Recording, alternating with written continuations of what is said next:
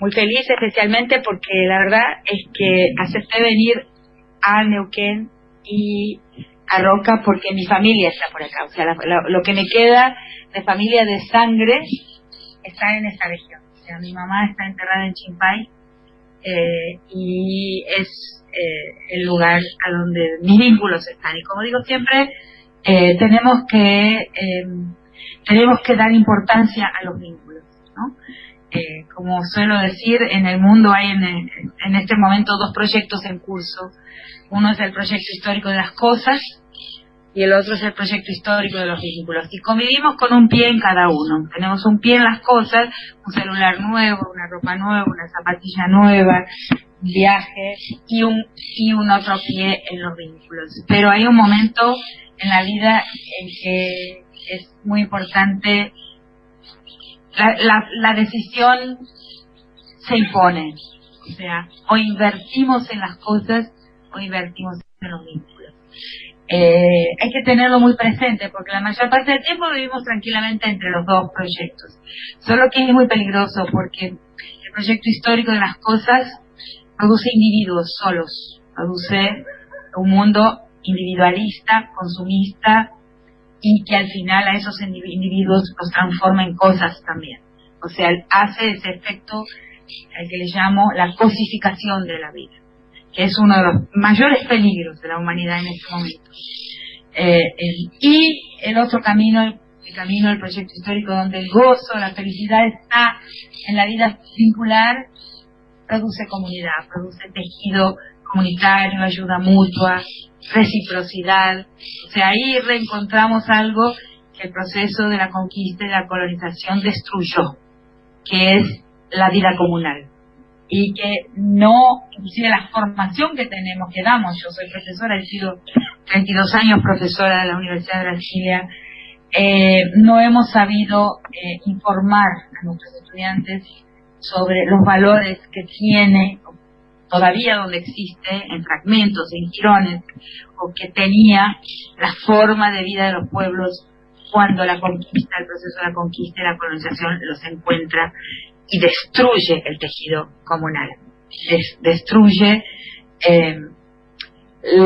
los saberes, los valores y las formas de protección y ayuda mutua que regían el mundo precolonial. O sea, mi perspectiva teórica, y además que lo estamos recuperando en muchos espacios de nuestra América, hay una activa recuperación de ese sustrato que no se apagó completamente, que está ahí en muchos lugares, y que es lo que en realidad es lo que nos ayuda a vivir, lo que protegerá la vida en un momento apocalíptico como el momento del cual nos estamos aproximando por muchas razones, ¿no? Suelo decir que en el mundo de hoy hablar de desigualdad es poco. El vocabulario que usábamos en los años 60 y 70 al hablar de un mundo desigual se queda corto. Estamos viviendo en un mundo de dueños. O sea, entonces hablo de este mundo que es un mundo de dueños, un mundo que ya no es de desigualdad, es de dueñidad, ¿no? Porciones cada vez más extensas del planeta han quedado en pocas manos. La concentración es inmensa y no se trata solo del problema de la concentración, sino del ritmo del proceso de concentración, lo que hace que en este momento son pocos los dueños de fortunas iguales, de una fortuna igual a la riqueza de la mitad de la población del mundo. Si ustedes son curiosos sobre esto, abren la página de Oxfam, donde esa ONG hace una vez por año, a partir de varias investigaciones en paraísos fiscales, en lugares donde los ricos ponen su dinero, va tomando algunas medidas, como por ejemplo esta: cuántas personas son dueñas de una riqueza igual a la mitad de la población del mundo. Y lo que es alucinante es ver el ritmo de ese embudo, el ritmo con que cada vez menos personas, cuando comenzaron en 2010 eran 288 personas dueñas de una riqueza igual a la mitad de la población del mundo, y hoy son alrededor de 20. ¿Se dan cuenta? En 9 años. sea, eso es ese mundo en que vivimos. Entonces, ese mundo es un mundo que cosifica la vida, que su estrategia principal es lo que llamé en algunos aspectos, sobre todo en entrevistas, de la pedagogía de la crueldad. No sé si vieron esa idea. Y que la gente interpreta mal, o sea, usa la palabra sin entender bien qué quise decir. Lo que quiero decir con esa idea, una pedagogía de la crueldad, es todo aquello que nos habitúa a ver la vida como cosa, que nos coloca totalmente dentro del proyecto histórico de los vínculos, de las cosas. La meta de felicidad es la meta de las cosas, o sea, de la obtención de las cosas. Y para eso necesitamos tener una visión completamente instrumental y cosificadora de la vida. Esta región, ¿no? La región petrolera es un ejemplo, ¿no? Vaca Muerta es naturalmente un ejemplo. La vida como cosa. Lo que importa es qué podemos extraer, ¿no? De lo que era vida, mediante su tratamiento como cosa rompible, destruible, como un paisaje que no importa. El paisaje es vivo. El paisaje es un libro de historia. Cuando rompemos un paisaje, estamos destruyendo nuestra memoria y por lo tanto estamos destruyendo nuestra historia como pueblos. O sea, lo que nos hace ser un pueblo y no una cosa utilizable, una mano de obra utilizable para la extracción de bienes de la naturaleza. Y el problema que yo veo es que hemos naturalizado totalmente ese proyecto. O sea, que es legítimo para la riqueza, para el enriquecimiento constante, supuestamente de nuestro país, pero si vamos un día a Potosí nos vamos a dar cuenta que no es así. O sea, Potosí le desea una visita obligada a todos los jóvenes, porque en Potosí fue por varias décadas en la historia la ciudad más rica del mundo, y hoy es un rancherío, y hoy no quedó absolutamente nada de esa riqueza, pero nada. Entonces, cuidado con pensar que la retirada de la transformación del mundo en cosa y la retirada de la cosa de la localidad y del paisaje, que eso va a traer alguna vez, ¿no? De vuelta o va a devolver lo que retiró. Absolutamente no, porque en esa visión la expropiación es la meta. O sea, la rapiña es la meta. Y eso se ve claramente en el destino de Potosí. O sea, ¿seremos todos Potosí en el futuro? O sea, lugares que fueron extremadamente ricos y donde la vida se daba de una forma festiva y de repente no quedó nada, ¿no? Eso es necesario pensarlo. Y no hay necesidad de que sea así. O sea, yo creo en la historia en un camino anfibio, ¿no? Un poco de eso, pero lo que pasa es que entregamos la totalidad a ese proyecto. Y hay que proteger de este proyecto porque es sobre todo cortoplacista. La característica del proyecto que transforma el planeta en cosa, instrumentaliza los paisajes y los transforma en cosa, los destruye para extraer las cosas, esa mentalidad es una mentalidad de corto plazo, ¿no? Riqueza hoy, miseria mañana. Miseria mañana. Entonces esa mentalidad de corto plazo ha arruinado nuestro continente. Yo veía en esta región que amo, que quiero, ese peligro está aquí, pero fuertemente presente ese peligro. ¿Cómo tratarlo? De una manera madura. No digo la negación absoluta, porque la posibilidad de la vida hoy es anfibia, un poco por ahí, pero un poco en el arraigo local, la protección del paisaje y de todo aquello que nos arraiga, ¿no? Todo aquello que nos dice quiénes somos. El paisaje que habitamos es lo que nos dice quiénes somos, porque nos da el sentido de la continuidad como pueblos, de la raíz como pueblo. Un pueblo no es como muchas veces se piensa, es un pequeño daño que la antropología ha hecho pasar a la sociedad una noción de cultura que es peligrosa, que es patrimonialista. Un pueblo no es un catálogo de costumbres, no es un archivo de costumbres. Un pueblo no es aquello que repite siempre lo mismo, eso es falso. Ningún pueblo en la historia, ni el pueblo más pequeño, ni la aldea más pequeña ha repetido su vida todo el tiempo.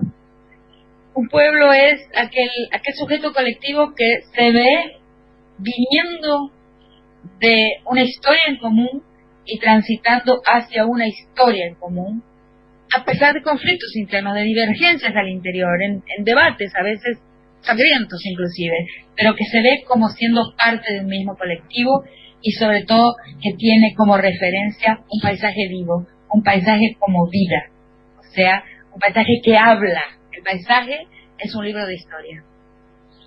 Si lo destruimos, nos quedamos sin referencia. Entonces, una cosa que me parecía que era interesante decirla aquí, y podemos abrirla después a una conversación. Porque, ahora que lo pienso, tengo que explicarles que yo soy totalmente contraria a getificar la cuestión de género, los temas de las mujeres, ¿no? Soy absolutamente militante en el sentido de decir que el discutir el tema de la mujer, los problemas, los temas, las cuestiones del feminismo, y separarlas de un contexto político, un contexto económico, de una reflexión sobre un ámbito mayor, es un error. O sea, los problemas de las mujeres están bien dentro de esta historia de las que les estoy hablando, en el sentido de que uno de los reflejos de la crueldad con el paisaje, uno de los reflejos de la pedagogía de la crueldad, es lo que nos pasa a nosotras, lo que le pasa al cuerpo de las mujeres. Porque en el feminicidio, en la violación colectiva, en la instrumentalización del cuerpo de las mujeres, en los prostíbulos que abundan por aquí alrededor de los pozos petroleros. ¿Por qué? ¿Por qué los prostíbulos abundan alrededor de los pozos petroleros? Lo he pensado mucho, ¿no? Porque el prostíbulo es la escuela de la pedagogía, una de las escuelas por excelencia donde se aplica la pedagogía de la crueldad, donde los hombres aprenden a ver a la persona como una cosa. Es un endoctrinamiento. Una endoctrinación se dice en español porque un adoctrinamiento, o sea, un condicionamiento para que este sujeto, a veces joven, que llega a un pozo petrolero a trabajar y va a quedar aislado durante días ahí, aprenda a ver una persona como una cosa. Eso es fundamental y funcional para la fase histórica del capital por la cual estamos atravesando, a la cual llamo la fase apocalíptica del capital. La cosificación de la vida, una de sus escuelas es el burdel, es el prostíbulo. Entonces, el problema no es el sexo, el problema es la persona cosa, que sirve para algo. La persona como bien utilitario que puede ser devastado, utilizado y tirado a la basura. Eso es la cosificación de la vida, y ahí es una de las grandes escuelas de la pedagogía de la crueldad. Es ese espacio donde el cuerpo de las mujeres se expone a ese servicio, a esa venta del cuerpo. Entonces, hay una gran afinidad entre esta época hay una gran afinidad entre esta época cosificadora, rapinadora hasta las últimas energías de la tierra, y el tratamiento que le damos, la forma en que el inconsciente colectivo ve al cuerpo de la mujer. La mujer es como una alegoría de ese proceso. Su destino, la crueldad, la rapiña sobre su cuerpo, es un termómetro, es un síntoma de lo que está pasando a la sensibilidad de las personas hoy.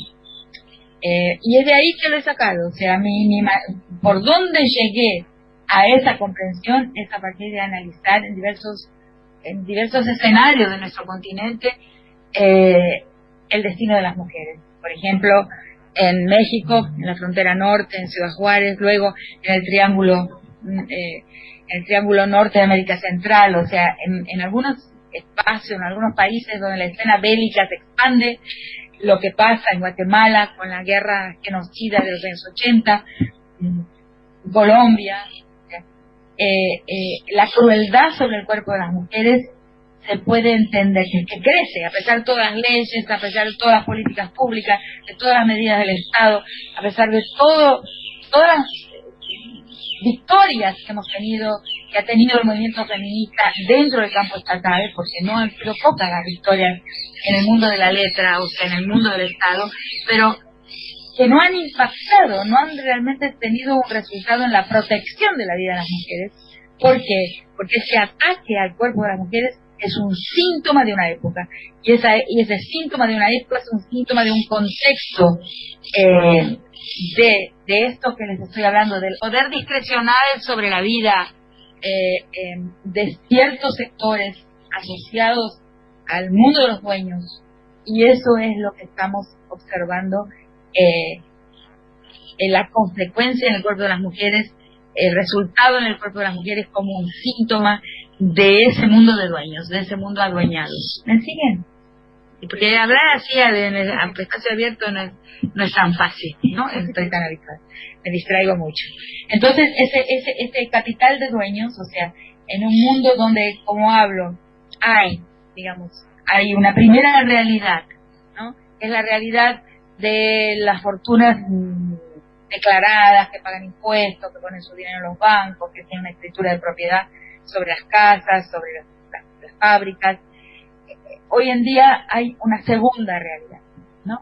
Que es una realidad donde opera un control paraestatal de la vida. Después quieren que explique mejor, lo explicaré, pero creo que se puede entender. Yo llamo eso una segunda realidad, donde operan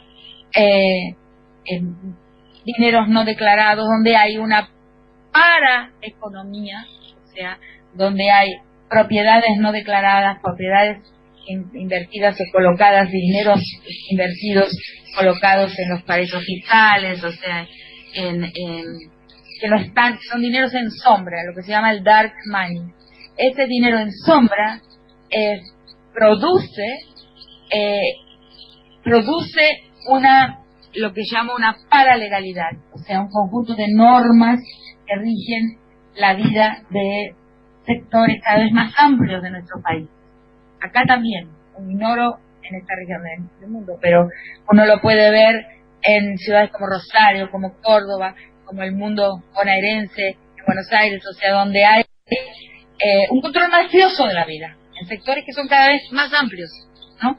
Entonces le llamo esto de una paralegalidad, un paraestado, o sea, un control paraestatal de la vida, una paraeconomía. Y eso crece. Y eso es lo que tiene como síntoma, ¿no? Una violencia discrecional, una violencia muy grande sobre el cuerpo de las mujeres. El mundo de los dueños, un mundo marcado por la dueñidad, se expresa con violencia extrema sobre el cuerpo de las mujeres.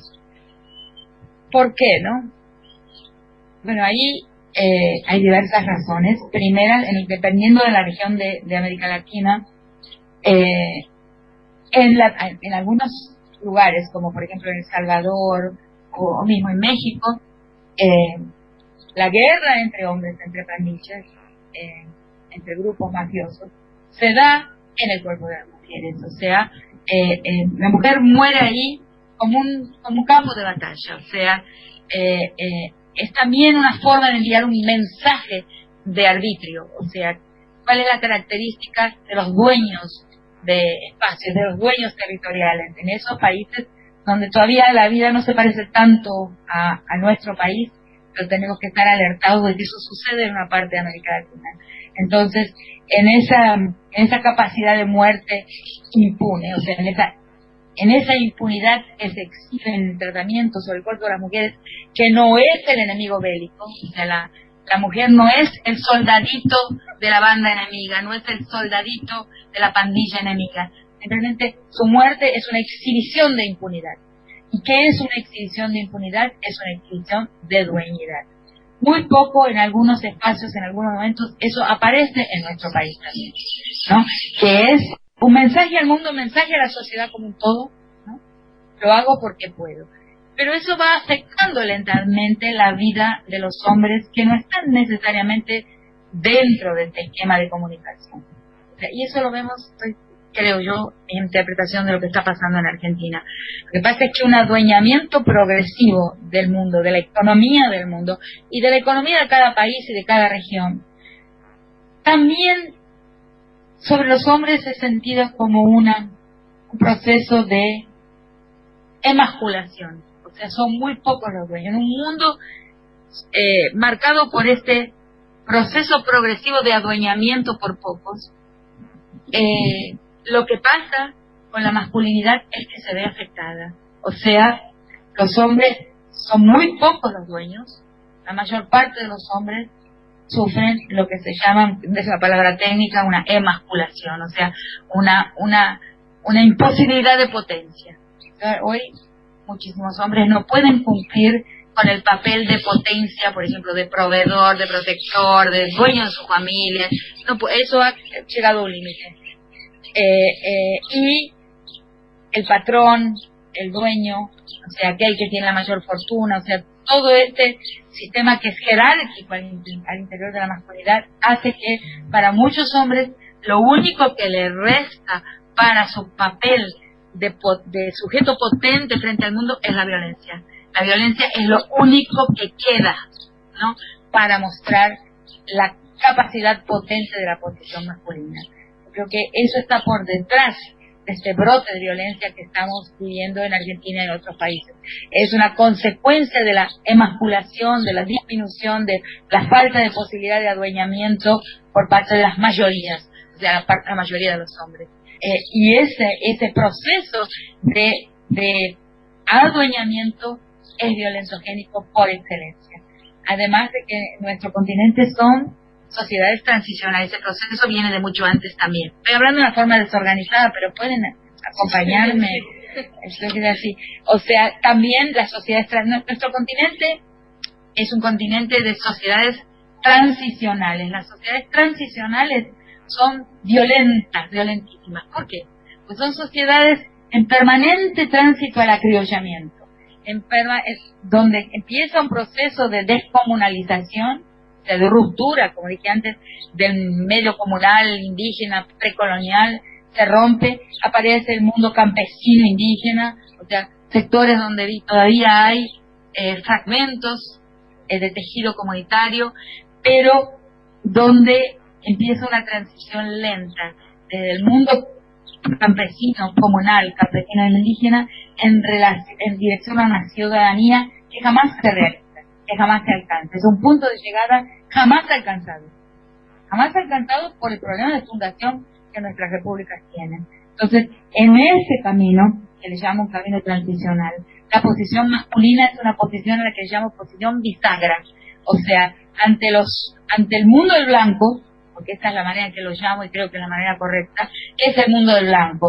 el mundo de la ciudad, el frente estatal siempre colonial, ese mundo de las instituciones o de una ciudadanía inalcanzable, que no existe en ningún lugar, en nuestros países, en nuestro continente y en Argentina, muy especialmente en mi país tampoco. Nunca había un problema realmente resuelto efectivamente por la ley. O sea, la ley es un poco ficcional, la institucionalidad es ficcional. Entonces, en ese camino, el sujeto masculino, de una manera parecida a lo que estoy diciendo ahora sobre el mundo de los dueños, en un caso extremo es el mundo de los dueños, que es el del presente, en ese tránsito hacia el criollaje, hacia el acriollamiento, hacia la urbanización y hacia la vida ciudadana, el sujeto hombre tiene esa posición bisagra, que quiere decir que tiene una patita de un lado y otra patita del otro, la bisagra en la puerta. Cuando mira hacia el mundo del blanco, hacia el frente estatal colonial, se emascula, o sea, queda reducido en su potencia, queda inferiorizado. El hombre mestizo, el hombre en este proceso de acriollamiento. Cuando mira hacia los suyos, la forma de restaurar su masculinidad, la forma de rehacerse hombre es con la violencia. La violencia sobre su mujer, sobre sus hijos, en su propio medio. Entonces eso, por lo menos en el mundo que observé de cerca, en Brasil, en la salida del mundo indígena y el tránsito hacia la ciudad y hacia el mundo del blanco, como decía, esa posición de emasculación frente al que sabe más sobre la vida de los negocios, sobre la vida de las instituciones, sobre la vida del Estado, a eso que le llamo el mundo del blanco, y que causa una disminución, un apequeñamiento en el hombre hacia este mundo, este hombre en esa posición bisagra se rehace en su masculinidad mediante la violencia. Entonces, es así que debemos ver la violencia en este continente donde la violencia de género es extrema, es máxima. Este continente, América Latina, es el continente más violento, ¿no?, en términos de género, en términos de feminicidio y ataques a la vida de la mujer. Porque tiene esa inseguridad, porque la masculinidad tiene esa inseguridad estructural. ¿Se entiende? Pueden contradecirme, no me enojo. Bueno, ese es un tema, comprenderlo en la historia. Sin comprender la historia colonial es imposible comprender nuestro continente. O sea, ¿por qué? Porque esa historia colonial nunca se encerró. O sea, porque es permanente. Por eso, en mi perspectiva, en mi abordaje, hablamos de la colonialidad permanente. No hablamos de colonización y tampoco de descolonizar. Hablamos de una colonialidad del poder, ¿no?, que fue la expresión de Aníbal Quijano, un gran pensador recién fallecido peruano, que es esa estructura colonial permanente donde en el centro de la estructura del mundo, en el centro de la expropiación de valor, en el centro de la desigualdad se encuentra la raza. Tema del cual en nuestro país no queremos hablar nunca. A mí me llaman siempre para hablar de violencia contra las mujeres y nunca para hablar de otro tema sobre el cual he escrito la misma cantidad o más, que es el racismo. O sea, en la perspectiva de la colonialidad del poder, la raza está en el epicentro de la desigualdad del mundo y en el epicentro también de la desigualdad de nuestras sociedades, ¿no? Está en hora de prestar atención a este tema que nos duele a todos. A todos. ¿Por qué nos duele a todos? Por una razón muy simple, que la podemos saber o no saber. Porque cualquiera de nosotros, por más rubio que sea, cuando va a París, somos todos negros. Porque nuestro paisaje es un paisaje de negro. Nuestro paisaje es un paisaje indígena, un paisaje colonial. Lo que se pega en la planta de nuestros pies es un paisaje no blanco. Entonces somos un paisaje tierra que anda, como decía Atahualpa. O nos vemos en el espejo y nunca sabremos quién somos. Esa es la cuestión.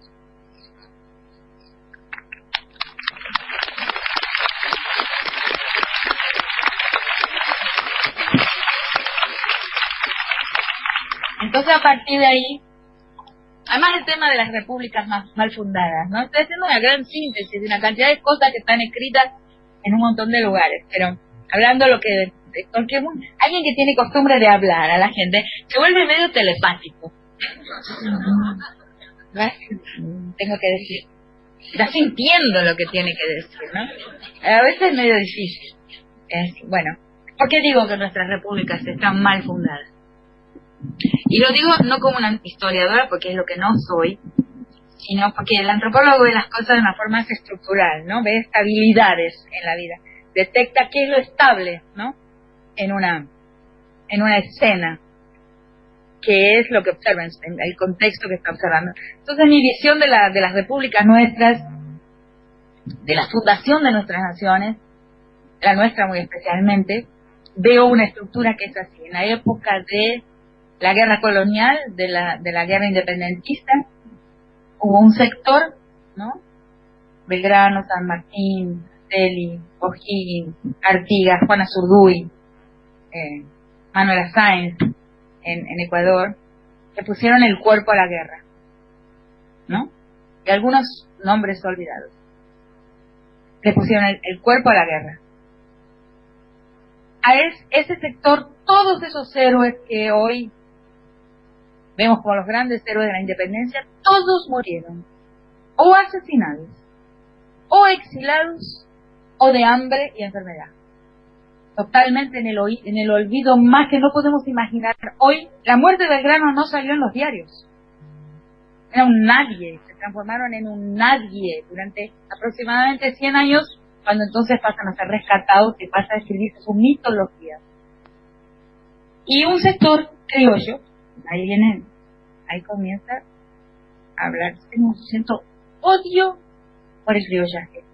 es un odio tan visceral y tan profundo, porque de repente fui comprendiendo, porque si me hubiera dicho yo a mí misma, si yo me hubiera encontrado con mí misma 30 años atrás y dijera esto, me daría como un ataque. ¿Cómo dice esto? Porque todos nosotros fuimos amamantados por el mito del criollo, ¿no? Fundador de la República. El criollo es una mierda. Una mierda. Ese fundador secuestra la revolución, inventa nuestros estados, crea la arquitectura institucional que llamamos Estado solamente para un fin: traer la administración de los bienes coloniales de allá para acá, o sea, del otro lado del mar para este lado del mar, nada más, y continuar con una gestión colonial, pero en territorio.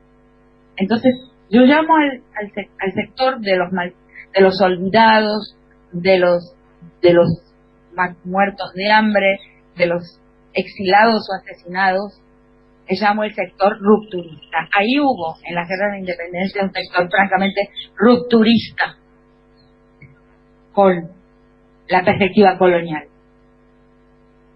con la organización colonial. Pero otro sector que fue continuista fundó nuestros estados, fundó nuestras repúblicas para desde acá seguir con el mismo trabajo de expropiación, ¿no? Y de tratamiento, de gestión de la vida, de las riquezas y de los pueblos con la misma exterioridad con que esa gestión se daba en el periodo colonial de la historia. Entonces, eso genera esta situación de colonialidad permanente y de estructura colonial de la gestión de los bienes, que es la realidad permanente de nuestras naciones y de nuestro país dentro de América Latina de una manera clarísima. Entonces creo que relatar esa estructura fue para mí descubrir esa estructura de continuidad, fue muy importante en mi pensamiento y en liberar, ¿no?, algunas de las cosas en que creía y he dejado de creer.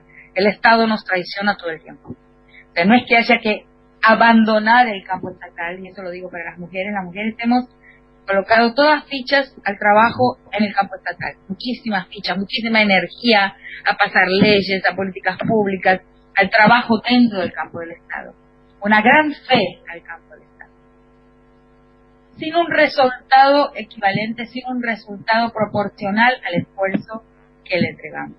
No es que hay que abandonar el campo estatal, pero la historia se transforma en la sociedad, en la vida, en el retejimiento de las comunidades, en la transformación de la vida que hay ahora, y sobre todo en el refuerzo y la regeneración de los vínculos y las formas de reciprocidad y ayuda mutua entre nosotros. O sea, mi apuesta es un camino anfibio, como estaba diciendo, dentro y fuera del Estado. El camino exclusivamente dentro del Estado no nos ha llevado a la protección que aspirábamos ni a los resultados que aspirábamos, ¿no? Y el derecho es que el lenguaje del Estado nos traiciona muchas veces y nos traiciona casi todo el tiempo. Entonces, ¿cómo se cambia la vida, ¿no? Creo que eso es el momento del feminismo hoy. Yo creo que las mujeres en las calles en Argentina le dan a nuestro país primero un papel protagónico en el mundo. O sea, todos los países saben que las mujeres argentinas han inventado algo, han hecho algo que es absolutamente nuevo. Estamos, yo creo, sí, frente a la posibilidad de un cambio de era histórica, ¿no? Estamos quizás cerca de dar vuelta a la página de lo que he llamado en mi libro Las estructuras elementales de la violencia, la prehistoria patriarcal de la humanidad. Hay un cambio, es visible. Los otros días estaba viendo una película, un documental, justamente sobre la vida de Citarrosa, ¿no? Un maravilloso cantor uruguayo, compositor, poeta maravilloso, y es una hermosa película documental sobre su vida, preciosa y todo, pero en esa película se demuestran algunas escenas del exilio latinoamericano en México, en España, y ahí uno ve que hay cosas que uno no podía darse cuenta porque la memoria no lo muestra por si era necesario ver esa filmación de escenas de exilados, la posición de la mujer ahí es una que ya no es. La mujer militante de esa época, de los años 60, 70, mi época, mi tiempo, tenía una posición dentro de la insurgencia que hoy no podría nunca más existir. Hoy las mujeres estamos en otro lugar en la política. Es rarísimo, es visual. Yo misma estoy componiendo, buscando el vocabulario para hablar de esa transformación. Hoy las mujeres estamos, digamos así, en la proa de la política, al punto de causar una transformación de lo que importa, de hacia dónde va la historia. O sea, estamos en posición de poder reorientar la historia en otra dirección. Y eso se ha puesto ahí, se ha ido poniendo. O sea, las organizaciones de mujeres, la conciencia de las chicas, las más jóvenes, cuando uno escucha hablar, al principio cuando veía las marchas y veía a las chiquititas, las muchachitas, a veces fue la primaria, están haciendo una fiesta, se están jugando en la calle, pero cuando empiezo a escucharlas hablar, me doy cuenta de que hay una conciencia que ya está ahí. O sea, ya hay un cambio profundo de la visión de la vida, de la historia, de la política, que lo hicieron las mujeres. Como al mismo tiempo percibo que hay una gran decadencia en la masculinidad hegemónica. O sea, las formas clásicas de la masculinidad están en una decadencia visible, basta mirar alrededor. Hay un vaciamiento de esa masculinidad criolla, clásica. Hay una decadencia, se ven los cuerpos, se ven las caras, se ven las conversaciones entre los hombres. Se vació. Y nosotras las mujeres tenemos una especie de ebullición histórica que además nuestros antagonistas del proyecto histórico, los dueños, muy rápidamente, en 10 años solamente, cuando nosotras llevamos estos últimos 70 años construyendo reflexión, conocimiento, llenando estantes de librerías con un gran pensamiento crítico feminista, la crítica feminista al derecho, la crítica feminista a la historiografía, la crítica feminista a la filosofía, la crítica feminista a las ciencias sociales. Es mucho pensamiento, es mucha sofisticación, a veces textos muy difíciles de leer, ¿no? Llenando los más grandes estantes de las librerías físicas y virtuales. Durante 70 años hemos caminado hasta acá y de repente, ¡pum!, algo pasó. Algo que pasó en toda la gente, no es una vanguardia la que lo hizo. Ese es otro tema interesantísimo. El movimiento feminista no tiene una vanguardia y no debe tener un único propósito y no debe tener una única meta. El movimiento feminista es extraordinariamente plural y esa pluralidad de deseos, de formas del deseo y de metas de felicidad es su fuerza, no su debilidad. Eso es muy importante, porque de repente aparece un grupo que dice, no, pero esto está aquí. Quieren eliminar el error del otro grupo. Es un error. No hay vanguardias. Se acabó aquel principio, aquella estructura de la militancia que era característica de los años 60 y 70, del centralismo democrático, del verticalismo democrático. No, eso no es parte de la manera en que opera el movimiento feminista. Es suelto, es plural al interior. Y se fue haciendo, se colocó, llegó a una madurez y llegó a una eclosión y a una presencia en el espacio público que es estética, además de ética, ¿no? Que es política, además de festiva, es lúdica, es íntima, que yo puedo a ella tocarle, darle un abrazo aquí mismo. Eso es política.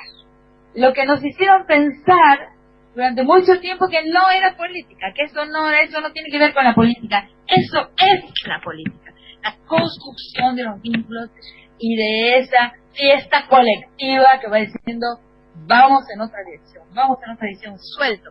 Ya ni siquiera hablar de utopía. La utopía la hemos entendido como un diseño de la buena sociedad futura, o sea, que ir hacia ahí. No, el movimiento es la propia política.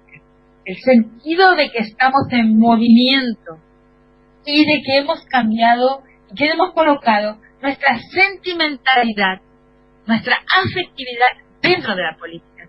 Le hemos visto su dimensión política.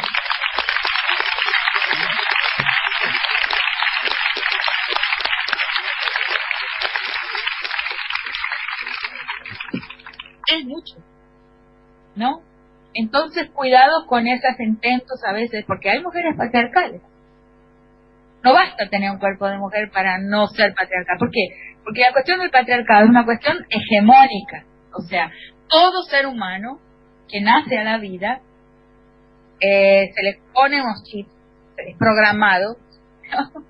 Se tiene unos implantes de chips para ver el mundo primero de una forma patriarcal, machista, misógina, y segundo de una forma racista.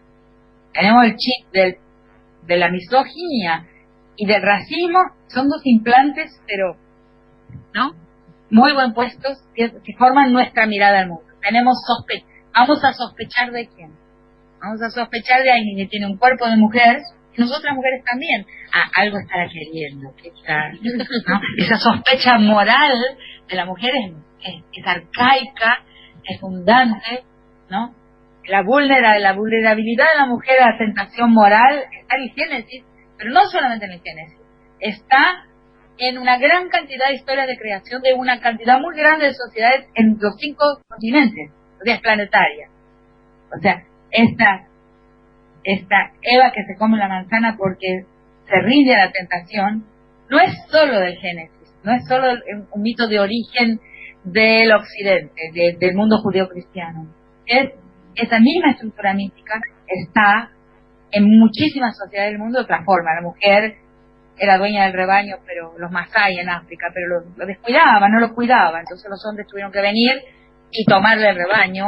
En otro lugar era la dueña de la flauta, que era un instrumento musical importantísimo, pero la dejaba mezclada con la sangre menstrual, había que tomársela porque no sabía. Esa vulnerabilidad moral de la mujer es el propio relato de la fundación y legitimación del patriarcado, está en los mitos de orígenes de una gran cantidad de sociedades. Por eso siempre digo que el patriarcado no es una cultura, es un orden político que está narrado en lenguaje religioso y también está defendido en un orden moral, pero su esqueleto es un esqueleto político, es un orden político que se encuentra por detrás de una gran cantidad de discursos religiosos y morales. Pero es un orden político que luego va a ser narrado y legitimado por mitos y narraciones de las más diversas, como la de Eva. O sea, el mito de la subordinación necesaria de la mujer por su vulnerabilidad moral, por su inclinación a la inmoralidad. Entonces, esto es el patriarcado y lo que lo funda. Lo que estamos, no sé por qué empecé a hablar de esa parte. ¿De dónde venía antes? ¿Viste de algo? Entonces es hegemónico. Todos somos creados, todos somos criados, todos somos implantados para ver al mundo con sospecha moral de las mujeres y, en segundo lugar, por la historia de la conquista y de la colonización, con sospecha moral de los no blancos. Cuando uno entra en un espacio comercial, ¿no? Una persona no blanca va a ser un taxi, no le va a parar a veces a una persona muy oscura, a veces le parar a la persona blanca. En una joyería, entonces uno entra o en un supermercado y que cuida la puerta va a ir mirando con la vista a ver al más oscuro, sospechando de que algo va a ser. Eso es muy, muy básico, muy fundacional. Son las dos formas básicas de discriminación en el mundo. Entonces, para sacarse, en el caso de las mujeres, para una mujer despatriarcalizarse, es un trabajo muy grande. O sea, demanda primero una conciencia, tener un espejo de la reina mala adelante que le diga, sos misógina, estás afectada por un prejuicio que te construye. En el caso del racismo también, sos racista, estás afectada por un proceso que te construye racista. Sacarse, desprogramarse, desactivar esos chips es un trabajo diario enorme.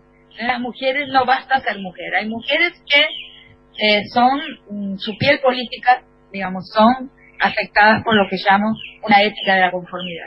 En un texto mío muy antiguo que no circuló en Argentina, me gustaría ponerlo a circular, que se llama Antropología y Derechos Humanos, el papel de la ética en la expansión de los derechos universales. Voy a hablar de 2 éticas. Una ética, que es la ética de insatisfecha, la ética de la insatisfacción, de todas aquellas personas que de repente detectamos el chip que tenemos implantado y trabajamos para desactivar. Muchas películas hablan de eso. Hay una gran cantidad de películas de las últimas décadas, digamos, del final del siglo XX y siglo XXI, Blade Runner, Total Recall, varias películas que hablan de la memoria falsa. El héroe de la película de repente se da cuenta de que la memoria, que cree ser una memoria de su propia vida, es una memoria implantada, no es propia, no la eligió, no es de su propia vida. Entonces es un proceso semejante a esto, Matrix, ¿no? Es un proceso semejante. Identificamos un chip que nos hace ser de una manera que de repente detectamos que no es la manera en que hay que ser. Y trabajamos para desimplantarnos. Y esa es la ética de la insatisfacción. La ética de la conformidad, la ética de la red, es la ética de las personas que reciben un mandato y no lo revisan. Simplemente lo continúan, lo reproducen. Entonces hay muchas mujeres que son mujeres, pero son patriarcales. Porque sin darse cuenta van a replicar lo que aprendieron, inclusive dentro del feminismo. Para mí el feminismo no es un movimiento que busca poder. La búsqueda de poder, ya en mi manera de ser, es una búsqueda que nos lleva en el sentido de un orden patriarcal. No es tomar el poder de los hombres, es construir un mundo nuevo. O sea, ir en la dirección de un horizonte abierto. No reproducir lo que tenemos, pero al contrario, con el signo invertido. Si no, estamos dentro de lo mismo. Ahí está la frase del policía de El Salvador. Pasé muchos meses el año pasado trabajando con la Policía Nacional Civil de El Salvador, y que en un corredor me dijo esa frase que me dejó perpleja, y quedé perpleja por el hecho de que un policía me la dijo. Me dijo que la mujer del mañana no sea el hombre que estamos dejando atrás.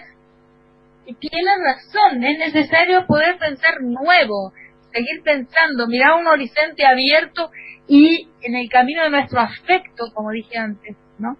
De nuestra capacidad vincular, que es ancestralmente femenina. Ir en esa dirección abierta, con un sentido de rumbo, pero no una precisión de llegada. Porque uno de los grandes problemas de la política, como lo hemos aprendido, es la idea de que al caminar tenemos que tener una noción precisa del lugar de llegada. No, es un error. Es un error. La política consiste en colocar la historia en movimiento, ver el movimiento en la historia y salir de la neurosis de control. Vamos yendo. Y esa es una característica clarísima del movimiento de las mujeres en la calle. Vamos yendo. Hoy nos dicen no, mañana dirán que sí, pero nosotras vamos. Ese sentimiento de ese vamos en una historia que se mueve, ese sentimiento de un rumbo, pero es un rumbo abierto, es por ahí, yo creo, que camina la politicidad de las mujeres, ¿no? Entonces abrimos ahora una conversación.